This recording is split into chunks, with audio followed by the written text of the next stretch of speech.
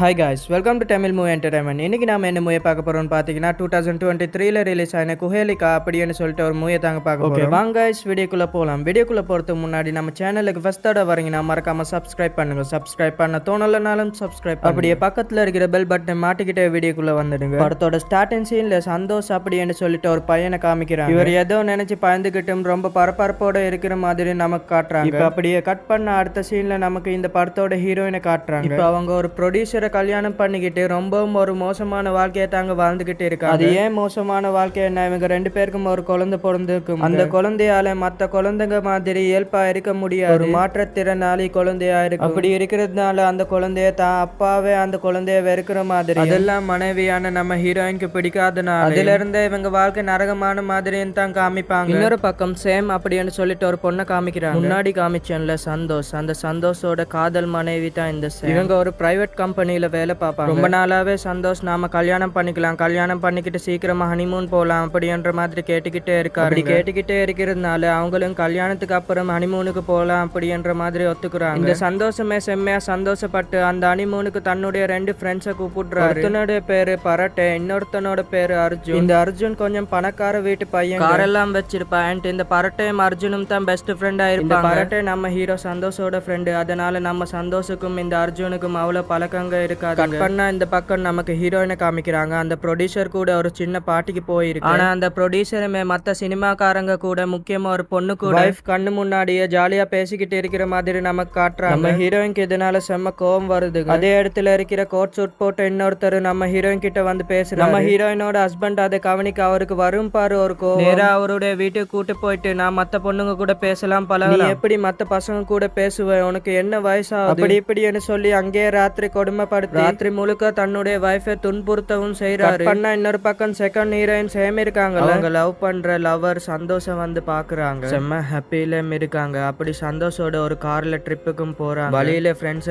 சொல்லி அர்ஜுனும் பரட்டையும் ஏறிக்க, சரி போற இடத்துல சேஃபா கும்பலா இருக்கலாம் அப்படின்ற மாதிரி தான் இந்த சேமுன்னு நினைக்கிறாங்க. ஆனா அந்த இடத்துல அர்ஜுன் சொல்லிட்டு ஒரு பணக்கார பையனை சொன்னேன் பாத்தீங்களா, அவனோட பிஹேவியர் மட்டும் கொஞ்சம் மோசமா இருக்கு. வேணும்னே சிகரெட்டை பிடிச்சி மூஞ்சில ஊதுறது, எது பேசினாலும் கொஞ்சம் ஏடா கூடமா பார்த்து பேசுற மாதிரி சில நடவடிக்கைகள் பண்றான். இப்ப ஆத்தோரத்துக்கு வராங்க. இந்த சந்தோஷுக்கு கால் வலிக்கிறதுனால சேம் மட்டும் தான் தனியா வந்து, ஆனா அந்த மோசமான பையன் அர்ஜுன் வந்து நம்ம சேம் கிட்ட நெருங்கி பேசுற மாதிரி, நான் மட்டும் லவ் பண்ணிருந்தேன், நான் இந்த மாதிரி லொகேஷனுக்கு வந்திருந்தேன், அந்த பொண்ணை எப்படி எல்லாம் பார்த்துப்பேன் அப்படின்ற மாதிரி வர்ணிக்கிறாரு. அப்ப அந்த இடத்துக்கு நம்ம சந்தோஷ் வந்ததுனால நம்ம சேமுக்கு நிம்மதி பெருமூச்சு வருதுங்க. இப்படிப்பட்ட மோசமான பையன் அர்ஜுன் கூட இன்னும் இந்த பயணத்தை தொடரும், நம்ம ஆளும் எதுவுமே கேட்க மாட்டேன்றானே அப்படின்ற மாதிரி அவங்களுக்கும் ஒரு எண்ணம். இப்ப ஹில் ஸ்டேஷன்ல இருக்கிற ஒரு இடத்துல ஒரு குண்ட் ஹவுஸ் மாதிரி இருக்கு. அந்த குண்ட் ஹவுஸ் எடுக்கிறாங்க. அங்க இவங்க 4 பேர் முன்னா தான் தங்குறாங்க. ஆனா தன் காதல் கணவன் சமைச்சுக்கிட்டு இருக்கும் போது அர்ஜுன் வந்து நம்ம சேம் கிட்ட கொஞ்சம் மொட்டி நின்னு பேச, ஆனா சேம் கொஞ்சம் பதறாங்க. உனக்கு கேர்ள் ஃப்ரெண்ட்ஸ் எல்லாம் இல்லையா அப்படி எனக்கு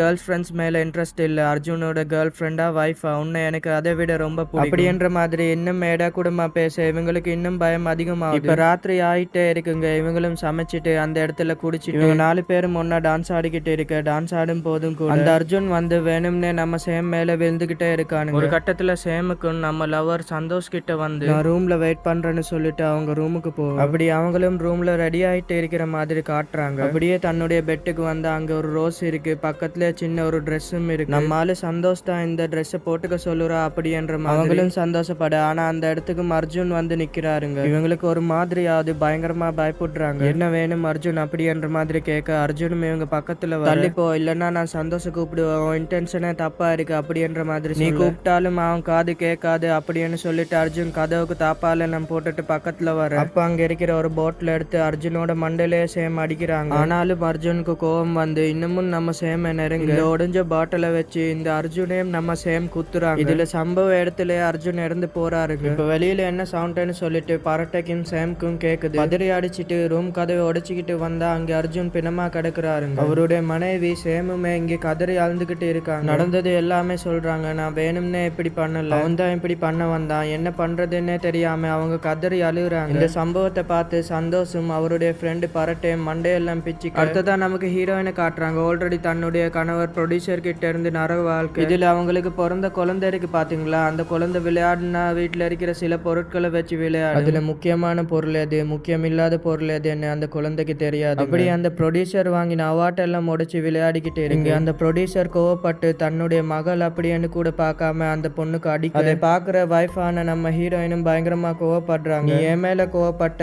என்ன கொடுமைப்படுத்தின, அதுல ஒரு நியாயம் இருந்தது, என் பொண்ணு மேல கை வைக்கிறதுக்கு நீ யாரு அப்படின்னு சொல்லி அங்கேயே தன்னுடைய அண்ணனுக்கு கால் பண்ணேன் வந்து அவரோட வீட்டுக்கு அழைச்சிட்டு போக சொல்றாங்க. அப்படி அந்த இடத்துல தன்னுடைய கணவரான ப்ரொடியூசரை பிடிச்சு இப்ப ஹீரோயின் காட்டோரத்துல இருக்கிற தன்னுடைய அண்ணன் வீட்டுல வாழ்ற மாதிரி அங்க காட்டுறாங்க. இங்க சேம் போட்டு தள்ளினதுக்கு அப்புறம் இந்த அர்ஜுனோட பிணத்தையும் துணியில சுத்தி எல்லா தடயங்களையும் இந்த பரட்டையும் சந்தோஷம் அழிச்சு அவங்களுடைய கார்ல எடுத்துட்டு போயிட்டு அந்த பிணத்தை வைக்க இந்த பிணத்தை யாருக்கும் தெரியாம டிஸ்போஸ் பண்ணியே ஆகணும். வர வழியில ஒரு நதி பார்த்தோம்ல, அந்த நதியில கல்ல கட்டி இறக்கிடலாம் அப்படின்ற மாதிரியும் பிளேனை போடுறாங்க. ஆனா போற வழியில பரபரப்புல இவங்க கார் ஒரு காட்டு பாதையில போய் மோதிடுதுங்க. இப்ப அந்த இடத்துல இருந்து இவங்க காரை வேற எடுக்க முடியல. இப்ப காருக்குள்ள வேற பிணம் இருக்கிறதுனால யாருக்கிட்டையாவது உதவி கேட்டு இந்த கார் உடனடியா இங்க இருந்து எடுத்து ஆட்டுக்கு போய் இந்த பிணத்தை டிஸ்போஸ் பண்ணி ஆகணும். அப்பதான் அங்க ஒரு வீடு இருக்கிறதையும் இவங்க 3 பேரும் கவனிக்கிறாங்க. அப்ப அந்த வீடு யார் வீடுன்னு காமிக்க நம்ம ஹீரோயின் இருக்காங்க பாத்து, அது அந்த ப்ரொடியூசரோட வைஃபுங்க. அவங்க அண்ணன் வீட்டுக்கு வந்திருப்பாங்கல்ல, அவங்க வீடு தான் அது. அப்படி அவங்க வீட்டுல ஒரு நள்ளிரவு 12 மணிக்கு காலிங் பெல் சவுண்ட் கேக்குதுங்க. ஹீரோயினும் ஒருவேளை தன்னுடைய கணவர் ப்ரொடியூசர் வந்துட்டா அப்படின்ற மாதிரி பயப்பட ஹீரோயினோட அண்ணனும் வெயிட் பண்ணு நான் பாக்குறேன்னு சொல்லி கதவை திறந்து அந்த இடத்துக்கு நம்ம சந்தோஷம் சேமும் வந்து நிக்கிறாங்க. எங்களுடைய கார் பிரேக் டவுன் ஆயிடுச்சு, உங்ககிட்ட டூல் பாக்ஸ் இருக்குமா, கார் டயர் ஒரு இடத்துல மாட்டிக்கிச்சு அப்படின்ற மாதிரி உதவி கேட்க அதே நம்ம ஹீரோயினோட அண்ணனும் கொஞ்சம் சந்தேகமா பார்த்து கொஞ்சம் வெயிட் பண்ணுங்க அப்படின்னு சொல்லிட்டு வீட்டுக்குள்ள வந்து தங்கச்சிக்கிட்டு நான் என்னன்னு போய் பார்த்துட்டு வந்துடுறேன், நீ வீட்டுக்குள்ளே சேஃப் ஆயிரு அப்படின்ற மாதிரி சொல்றாரு. ஆனா அவங்களும் இந்த நள்ளிரவுல நீ போகணுமானா சேஃபா அப்படின்ற மாதிரி என்னன்னு கேட்க அவங்க ஏதோ உதவின்னு கேக்குறாங்க. பொண்ணு வேற கூட இருக்கு, சரி என்னன்னு போயிட்டு பார்த்துட்டு வந்துடுறேன் அப்படின்னு சொல்லிட்டு அங்கிருந்து அவர் கிளம்ப இப்ப வெளியே வந்ததும் அங்க இருக்கிற சேமை பார்த்து எம்மா நீ எங்க கூட வர வேணாம், காரை ரிப்பேர் பண்ணி வர வரைக்கும் நீ வீட்லயே சேஃபா இரு, வீட்டுல என்னுடைய தங்கச்சி இருக்கான்னு சொல்லி நம்ம ஹீரோயின் கூடயும் சேமை விட்டுட்டு போறாரு. வீட்டுக்குள்ள வர சேமையன் நம்ம ஹீரோயின் நோட்டம் அவங்க முகத்துல சில காயங்கள் இருக்க இவங்க டிஷ்யூ பேப்பரை வச்சு தொடச்சிக்க சொல்லுறாங்க. இந்த சேமை பார்க்கும் போதே நம்ம ஹீரோயினுக்கு சில சந்தேகங்கள் வருது. இப்ப கார் கிட்ட வர ஹீரோயினோட அண்ணனும் காரை பாக்குறாருங்க. டயர் தான் கீழே இறங்கி இருக்கு, நான் முன்னாடி டூல் பாக்ஸ் வைக்கிறேன், பின்னாடி இருந்து புஷ் பண்ணணும்னு சொல்லி அவர் பின்னாடி கதவு பக்கம் போறாரு. தான் டிக்கில இருந்து ஏதோ சொட்டிக்கிட்டு இருக்கிற மாதிரி தெரியுது. என்னன்னு டிக்கில பார்த்தா அந்த இடத்துல ஒரு பிணத்தை மூட்டை கட்டி வச்சிருக்கிறது இவருக்கு தெரியுது. இதுல அவர் ஷாக் ஆவ ஐயோ இவனுக்கு உண்மை தெரிஞ்சிருச்சு அப்படின்னு சொல்லி அங்க நம்ம சந்தோஷ் இருக்காரு பாத்தீங்களா, ஹீரோயினோட அண்ணனை மண்டையில அடிக்கிறாரு. அதுல அவரும் அங்கே மயக்கம் போட்டு விழுறாரு. இப்ப அவரோட டூல் பாக்ஸை வச்சு நம்ம சந்தோஷம் அவருடைய ஃப்ரெண்டு பரட்டையும் அவங்க காரை ரிப்பேர் பண்ணி இங்க இன்னொரு பக்கம் ஹீரோயின் வந்திருக்கிற கெஸ்ட்டுக்கு டீ எல்லாம் போட்டு கொடுக்குறாங்க. இங்க நம்ம சேமம் கொஞ்சம் பயந்துகிட்டு டீ குடிச்சுக்கிட்டு பிஸ்கட் எல்லாம் சாப்பிடுற மாதிரி அப்ப காலிங் பெல் சவுண்ட் கேக்குற மாதிரியும் யாருன்னு திறந்து அந்த இடத்துல இந்த சந்தோஷம் அவர் ஃப்ரெண்டு பரட்டையும் வந்து நிக்கிறாங்க. என்ன நீங்க 2 பேரும் வந்திருக்கீங்க,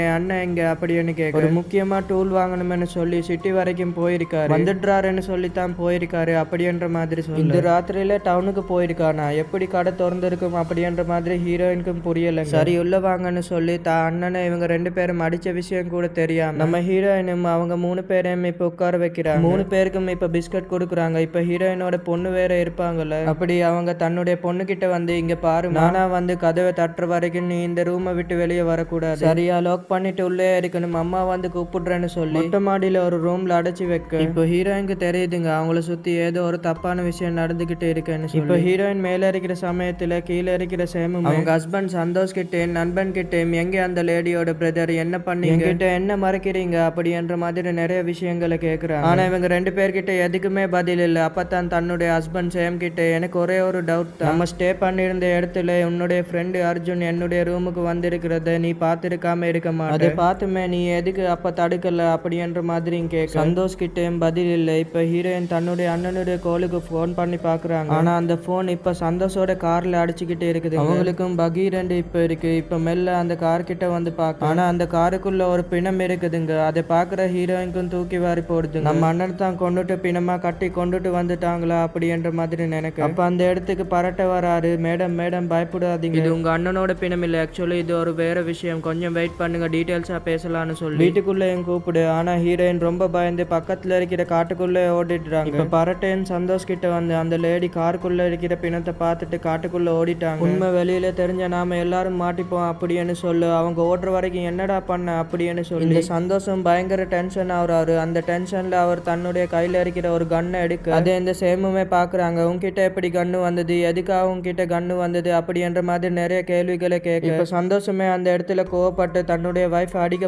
ஒரு கட்டத்துல நண்பன் கிட்ட நான் அப்பவே சொன்ன இந்த பிளான் எல்லாம் ஒர்க் அவுட் ஆகாது, நீதான் ஆகும்னு சொல்லி புஷ் பண்ணி இப்ப காசும் கிடைக்காம எவ்வளவு பெரிய பிரச்சனையில மாட்டிக்கிட்டோம் அப்படின்ற மாதிரி அந்த பரட்டையை பார்த்து சந்தோஷ் கத்து. இதை பாக்குற சேமுக்கும் ஒண்ணுமே புரியாம என்ன பிளான் என்ன எதை பத்தி பேசுறீங்க, எப்படி உனக்கிட்ட கண்ணு வந்தது, எதடா மறைக்கிறீங்க அப்படி துருவி துருவி கேட்க அப்பதாங்க இந்த பரட்டையும் வெளியே கூட்டிட்டு அப்பதாங்க ஒரு பயங்கரமான உண்மையை சொல்றாரு. ஆக்சுவலி உன்னுடைய ஹஸ்பண்ட் சந்தோஷ் உன்னை எதுக்காக கல்யாணம் பண்ணிக்கிட்டாரு நினைக்கிறேன், அவனுக்கு ஊரை சுத்தி நிறைய கடன் இருந்தது, ஒரு பெரிய ரவுடிக்கு அவன் காசை திருப்பி கொடுக்கணும், அவன் காசை திருப்பி கொடுக்கலன்னு சொல்லி ரவுடியும் இவனோட கையை உடைச்சு விட்டுட்டா, இன்னும் ஒரு வாரத்துல காசை திருப்பி கொடுக்கலன்னு ஹஸ்பண்ட் சந்தோஷோட உயிரே போயிடும், அதனால தான் கல்யாணம் பண்ணிக்கிட்டான். என்ன கல்யாணம் பண்ணிக்கிட்டான், அவன் கடன் எப்படி கல்ல வச்சு தான் கழிக்கலான்னு நினைச்சோம். என்னுடைய ஃப்ரெண்டு அர்ஜுன் ஒருத்தர் இருக்கு, பயங்கர பணக்காரன், அவனுக்கு உன் மேல ரொம்ப நாளாவே ஒரு கண்ணு, அப்படி அவனுக்கு ஒன்னு விற்கலான்னு உன்னை கல்யாணம் பண்ணிக்கிட்டு அப்படி சந்தோஷ் தான் முடிவு பண்ணி இந்த ட்ரிப்பை அதுக்காகத்தான் ஆர்கனைஸ் பண்ணவும் கணவர் ரூமுக்கு அனுப்பினப்போ கணவர் தான் அந்த அர்ஜுனை ரூமுக்கு அனுப்பி வச்சான். ஆனா ரூமுக்குள்ள நீ இப்படி பண்ணுவேன்னு அவனுக்கு தெரியாது. சரி ஓகே, உன் கணவர் கெட்டவன் தான், ரொம்ப நல்லவன், நீ வேணா என் கூட வந்துடு, நாம 2 பேரும் ஒன்னா வாழலாம் அப்படின்னு அந்த பரட்டையன் நம்ம சேம் கிட்ட வர. ஆனா நம்ம சேம்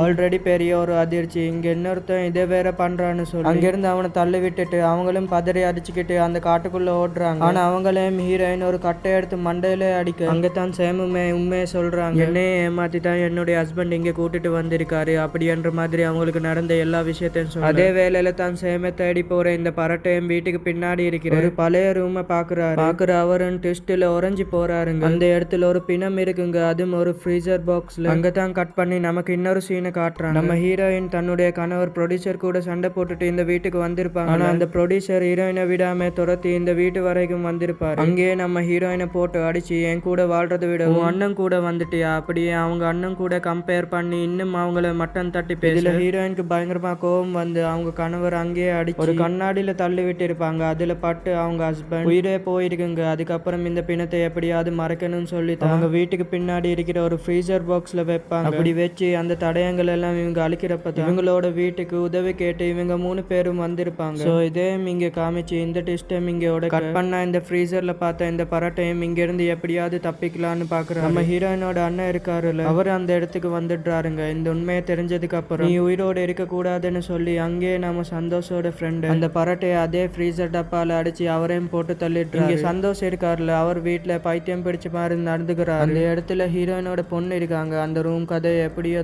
அவங்க பொண்ணையும் கடத்தி இங்க காட்டுக்குள்ள நம்ம சேம் ஹீரோயின் கிட்ட உண்மையிலன்னு சொல்லியிருப்பாங்கல்ல, அதனால இவங்களும் வீட்டுல தனியா பொண்ணை விட்டுட்டு வந்துட்டோம்னு சொல்லி அப்படி இவங்க 2 பேருமோட வழியில ஹீரோ அப்படி அவங்க அண்ணனை பாக்குறாங்க. அப்படி அவங்க அண்ணனும் இந்த பரட்டையை போட்டு தள்ளின விஷயத்தெல்லாம் சொல்லி இப்ப அது எல்லாத்தையும் சேமும் சரி ஹீரோயினும் சரி அது எல்லாத்தையும் அதிர்ச்சியா கேக்குறாங்க. அப்பதான் ஒரு பயங்கரமான அலறல் சவுண்ட் கேட்க அங்க ஹீரோயினோட பொண்ணை சந்தோஷ் கடத்தி வச்சுக்கிட்டு ஒழுங்கா 3 பேரும் இங்க வந்து இல்லன்னா உன் பொண்ணை போட்டு தள்ளிடுவேன் அப்படின்ற மாதிரி மிரட்ட இவங்க 3 பேருமே அழுந்துகிட்டு வீட்டுக்குள்ள போறாங்க. இந்த சந்தோஷ் தாங்க மெயின் வில்லன். அவர் அங்க அந்த துப்பாக்கியை வச்சு ஹீரோயினோட பொண்ணை வேற போட்டு தள்ளிடுவேன் மாதிரி மிரட்ட இது எல்லாத்தையும் அந்த சேமும் பார்க்க அப்பதான் அந்த இடத்துல சந்தோஷ் இருக்காருல, அவருக்கு அடிபட்டு இருக்கிறதையும் சேம் கவனிக்கிறாங்க. திடீரென்னு சேம் தன்னுடைய கணவருக்கு ஆதரவா நடிக்கிற மாதிரி ஒரு ஆக்டினை போடுறாங்க. உன் கை ரொம்ப அடிபட்டுச்சு, நான் ஒரு ஊசி போடுறேன், அதுல கிளியர் ஆகும் அப்படின்னு சொல்லி ஒரு மயக்க ஊசி எடுத்து தன்னுடைய ஹஸ்பண்டுக்கு போடுறாங்க. அப்படி போட்டுக்கிட்டே இருக்கும் போது தான் ஏண்டா உன்னை நான் நம்பி வந்தேன், யாரு எதுக்கு என் கிட்ட இருந்து மறைச்சு என்ன இங்க கூட்டிக்கிட்டு வந்த எல்லா உண்மையும் உன் ஃப்ரெண்டு பரட்ட சொல்லிட்டு போய் சேர்ந்துட்டான். இந்த மாதிரி ஆளுங்க எல்லாம் இந்த உலகத்துல நிம்மதியா இருக்க கூடாது, போய் தான் சேரணும்னு சொல்லி இப்ப அந்த மயக்க ஊசியை போட அந்த மயக்க ஊசியால சந்தோஷம் மயக்கத்துக்கு அந்த சந்தோஷ் கிட்ட இருந்து ஹீரோயினோட குழந்தைய மீட் எடுத்துட்டு இப்ப சந்தோஷம் தூக்கிட்டு போயிட்டு ஒரு கார்ல போடுறாங்க. கூடவே இந்த கார்ல ப்ரொடியூசரோட பிணத்தை அந்த பரட்டையோட பிணத்தையும் போட்டு அதே கார்ல ஆல்ரெடி அர்ஜுனோட பிணமும் இருக்கும். அப்படி அந்த 4 பிணத்தை ஓட்டிக்கிட்டு போகும்போது வெடிச்சு செதறினது. இவங்க 4 பேரும் ஸ்பாட்ல இறந்துட்டாங்க மாதிரி ஒரு ஆக்சிடென்ட் மாதிரி. இவங்க 3 பேர் அதாவது ஹீரோ சந்தோஷோட வைஃப் சேம் ஹீரோயினோட அண்ணன் இவங்க 3 பேரும் சேர்ந்து இவங்க அதுல இருந்து தப்பிக்கிற மாதிரி அந்த 4 பேரும் அந்த விபத்துல இறக்குற மாதிரி ஆல்ரெடி அந்த கார் விபத்தான மாதிரி தானே இருந்தது. அதனால இந்த கேஸ் நல்லபடியா முடிகிற மாதிரி இந்த படம் முடிந்துங்க. இந்த படம் உங்களுக்கு பிடிச்சிருந்தா லைக் பண்ணுங்க, ஷேர் பண்ணுங்க, கமெண்ட் பண்ணுங்க, ஏதாவது பண்ணுங்க. மீண்டும் ஒரு நல்ல வீடியோவுடன் சந்திக்கலாம். Bye guys.